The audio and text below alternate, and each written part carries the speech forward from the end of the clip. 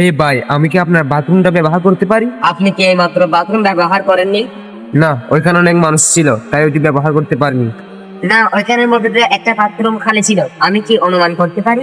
হ্যাঁ, তোমার অনুমান একদম ঠিক আছে। ওইখানে একটি বাথরুম খালি ছিল। আমি ওইখানে পেশাব না করার কারণ হচ্ছে আরেকটি, আমি তো অন্য কিছু নিয়ে ভয় পাচ্ছি। আপনি কি নিয়ে ভয় পাচ্ছেন?